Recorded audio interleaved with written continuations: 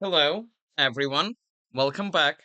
Today, we will look at an extremely instructive endgame that a student of mine played against Eric Rosen in a recent tournament.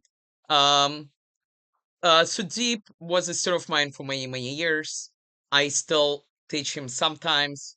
He has gotten really, really good. He's rated over 2100 USCF. He's about to become a national master, which is very, very, very impressive. This is a game he played against Eric in a recent tournament at in St. Louis. Eric returned to regular tournaments. This was the last round of the tournament. As you can see, both of them played incredibly good chess, 98.3% by both players. And there will be a number of very instructive things which we will learn in this game. Very high level game. So let's begin. So we arrived to this position. If you look at this position, so Eric has a pawn majority on the queen side, so he might want to do some things here to create a passed pawn. Also, Sudeep has two weak pawns, which might potentially matter. Um, Sudeep has a pawn majority on the king side, so at some point later, he might want to do something with these pawns. Um, Eric plays knight e5, which makes sense. When your opponent has a weak pawn, you want to attack it. Sudeep defends, makes sense. Eric plays b4, continue with the plan which we talked about to push b5. Sudeep plays a very nice move, knight d5, excellent knight, pressures the pawn. Eric pushes. So at first it looks like um it looks like Sudeep will win a pawn. It looks like he can take here and take on c5. However, if we calculate a little bit further, we see that in that line, Eric has a fork. Now, both of them calculated this, of course, and we got this position. Pawn takes, rook takes pawn, Eric forks, Sudeep grabs a pawn on b5, Eric wins the rook, Sudeep takes back, Eric takes. So it looks like Eric is better, because he has a rook against a knight and a pawn. However, there are several important ideas which you need to remember. One, there are no pawns on the left side of the board, which means all the action will happen on the right side. A knight is a short-range piece, so when there is action only on one side, the knight is okay. The second thing to remember is if Sudeep builds a structure something like this, he pushes g6 and h5, he essentially has no weaknesses. This pawn will protect this knight, this pawn will protect this pawn, this pawn will protect this pawn once it moves, this pawn will protect this pawn once it moves. The only weakness is this pawn, but this can be dealt with. So let's see what happens. Sudeep plays g6 to get into the world of h5. Um, Eric plays g3. He wants to bring the rook without getting himself mated. Um, Sudeep plays rook c5. Makes sense. He wants to possibly challenge this rook. Eric brings the rook. Sudeep offers a rook trade. Again, the trade is okay because it will be a knight against a rook with all the action on one side of the board where the knight is okay.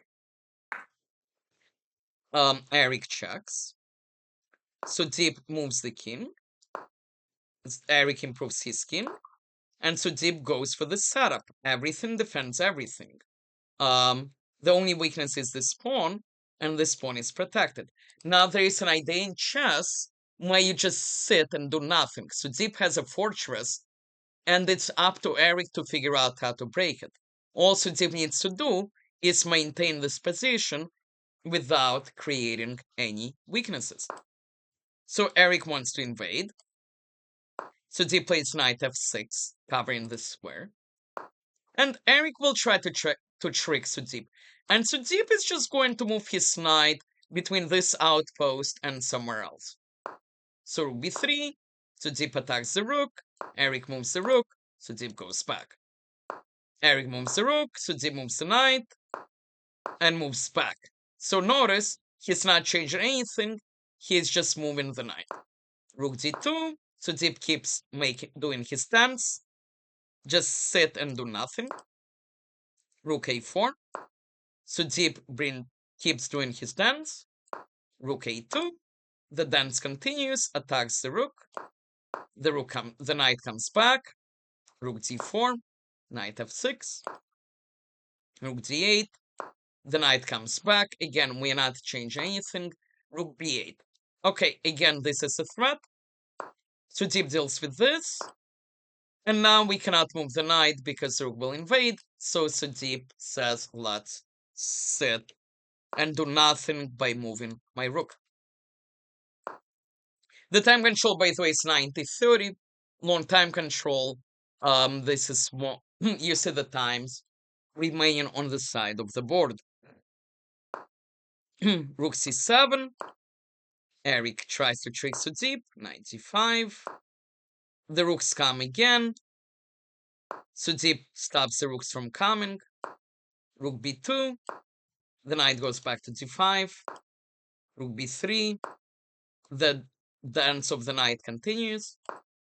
Rook b8. Again, the knight needs to cover this. So Sudeep moves the rook. Again, notice he's keeping the rook on the 7th, just in case if white rooks maybe decide to cause trouble. King f3. Eric realizes he needs to try to make progress somehow. Rook c7, Sudeep sits. Rook b3. The knight goes back to his stance. Rook a3. The knight keeps dancing. King e3. Oops, sorry. Let's fast forward to that moment. My apologies. Yeah, so king e3 and Sudeep plays h4. So h4 is absolutely fine.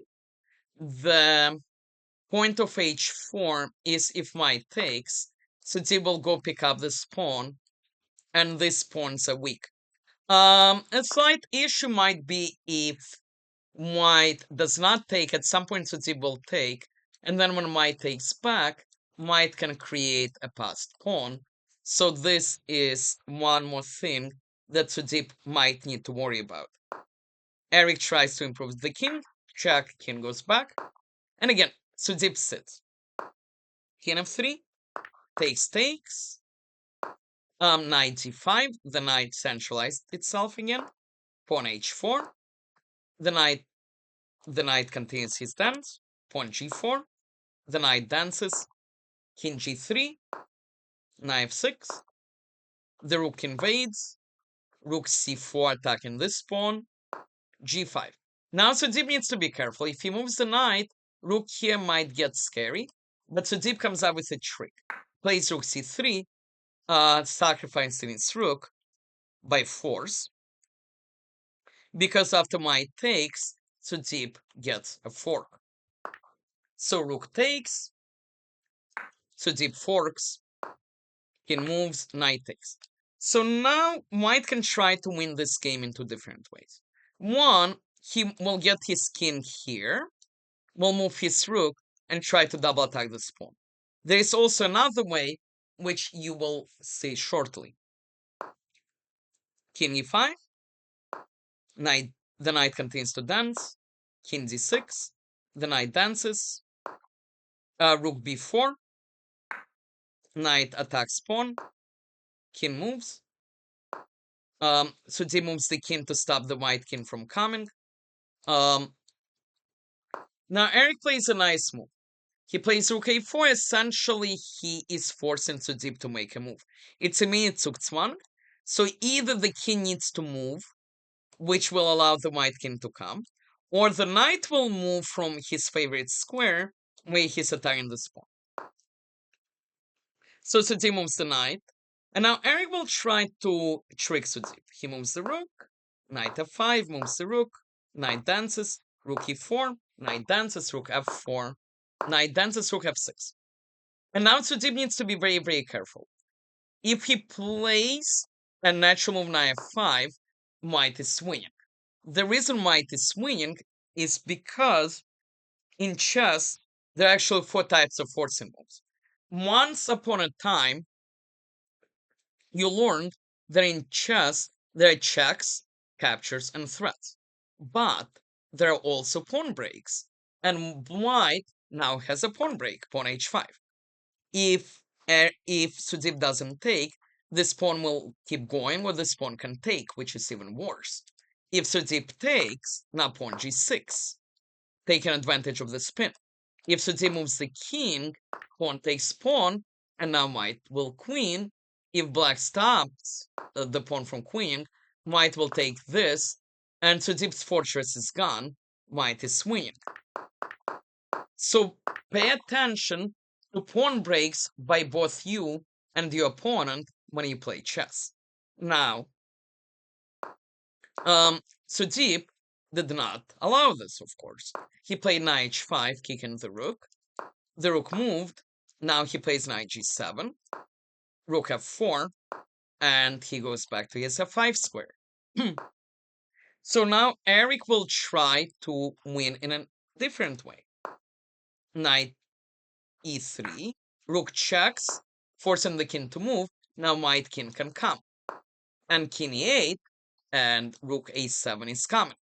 So Sudeep plays knight f5. He says, if you play rook a7, I will check your king will move, and once it moves, your rook is no longer attacking the pawn. So Eric plays rook d8. He says, now I will play rook d7, you don't have knight d6, and they win.